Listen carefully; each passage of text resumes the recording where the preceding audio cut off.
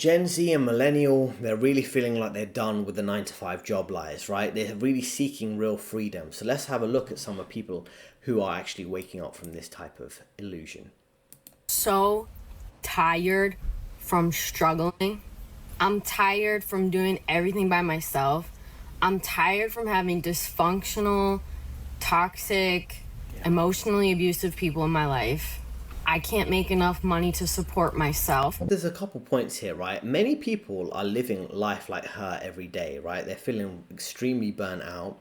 And then and there's two ways of looking at this. Firstly, she's dealing with the standard kind of life where she is kind of burnt out from just working extremely hard and it not necessarily paying off for her.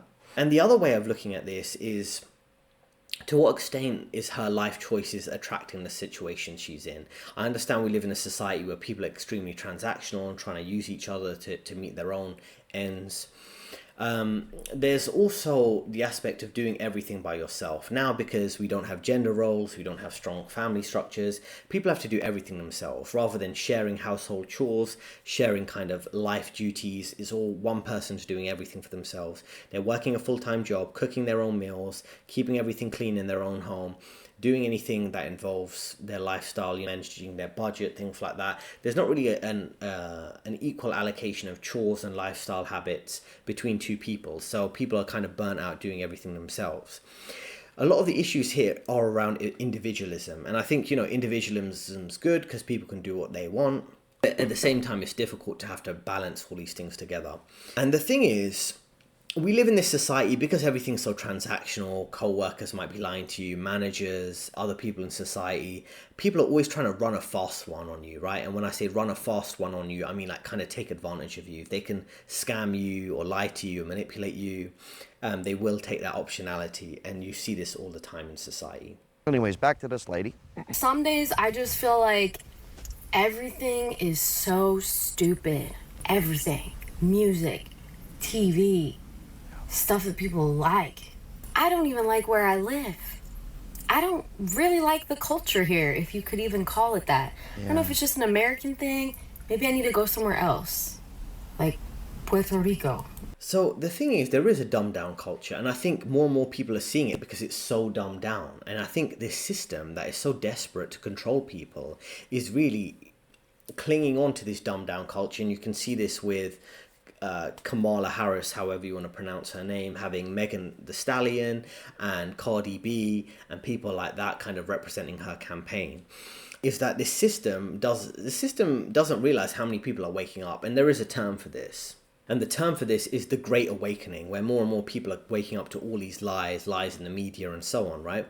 And the key point here is that when people are dealing with this dumbed down culture, there's nothing they can relate to. A lot of coping mechanisms people had to get through their 9 to 5 life and overlooked some of their lives was the culture. They could go and watch their favorite TV show, but now their favorite TV show has the woke agenda in it.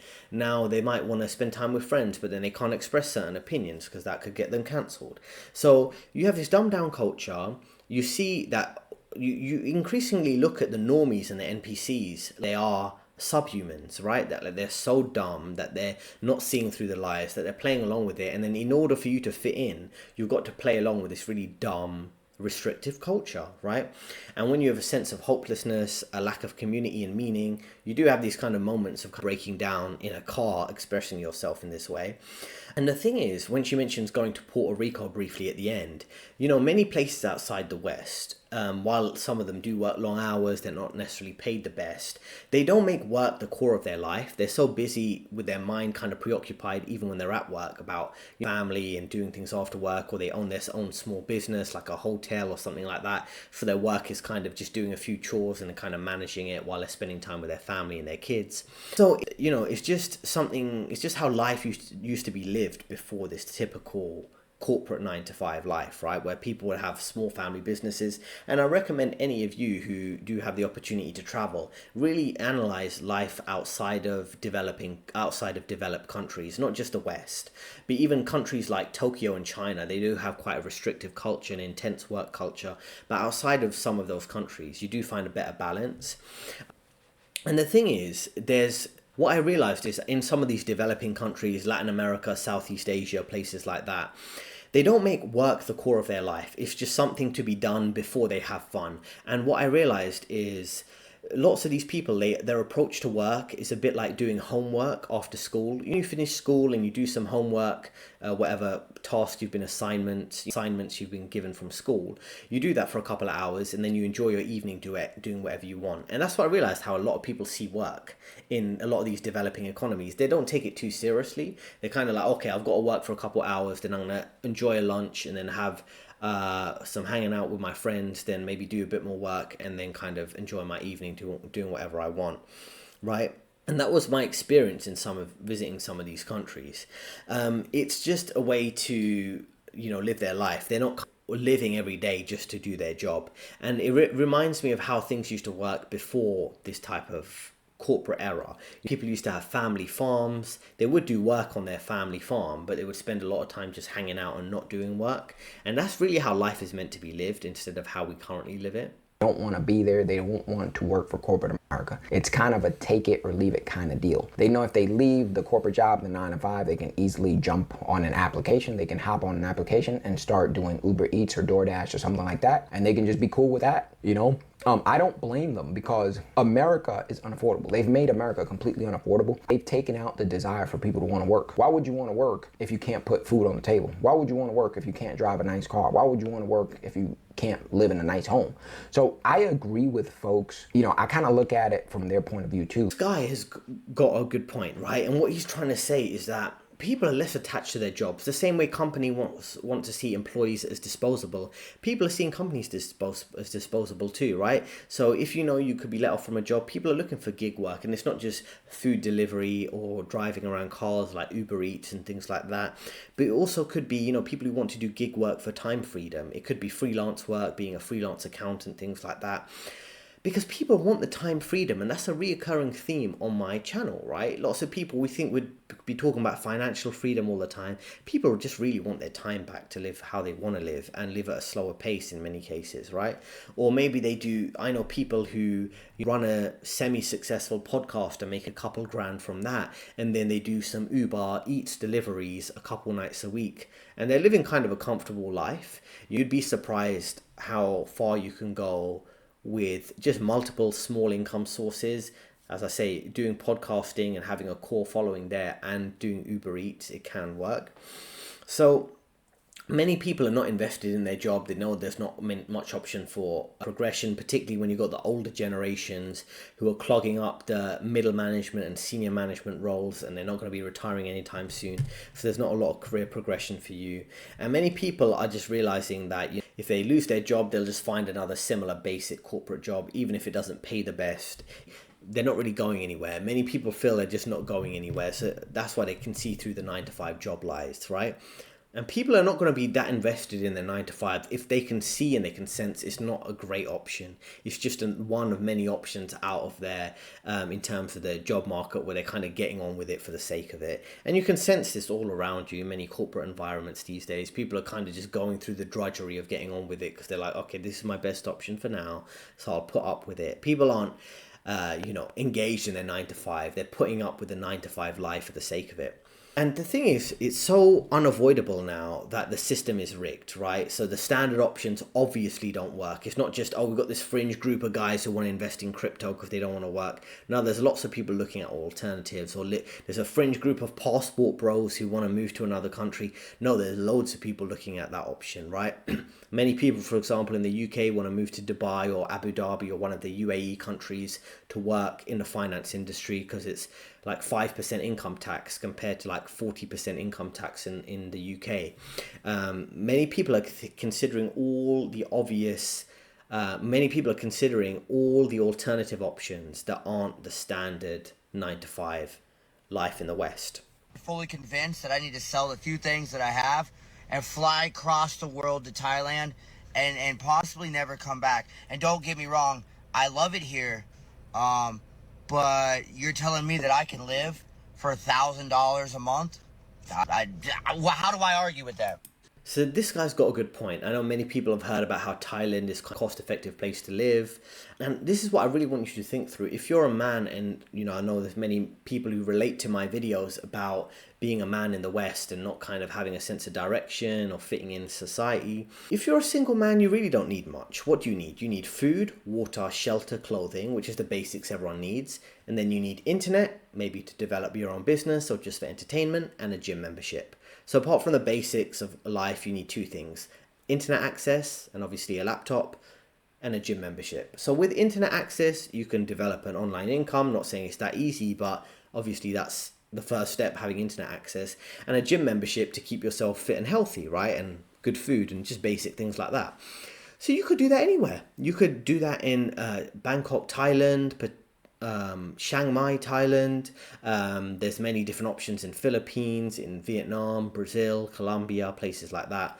You don't really need that much. And if you have enough saved up and you're working on side income sources, you can escape the 9-to-5 lie and the 9-to-5 life by pursuing one of those options. And this guy's probably playing, depending on where he is in America, you could have living costs that are very high. But then if you can drastically cut his living costs by a fifth, he can cut his living costs down 5 times, down to a quarter of what they currently are. That's a massive change, right? So it's like the system used to keep men tied to the country by giving them an incentive, like a stable job or a wife and kids that they would be able to have for an affordable rate. But it's not even like you can live a fulfilling life as a man in the West, because it's so easy to get cancelled or be in a dysfunctional relationship or be accused of something, of a wrong opinion, or doing something to a woman, or getting completely wiped out financially from a divorce, right? So the thing with men, unlike women, is men don't need a lot of the glamorous fixings of life, right? They don't need a lot of the things that women want. Women want a lot of the comfy, super nice place to live, social status, things like that, fitting in with other people. Men don't really have that need. And once men fundamentally, and this is what I mean, this is a key point for all the men watching out there, as soon as you as a man can kind of divorce yourself from other people's perception of you or social status, you instantly win, because then all of a sudden everything you buy is for its fulfillment for you. And then a lot of those things are just practicalities. You buy a car that is practical for your needs, and maybe it's slightly nice based on your interest, right? But then if you have an interest in buying a expensive car, you might not have too much of an interest of living in an expensive part of town, because you're not concerned with people's social status perception of you. Then you save money that way.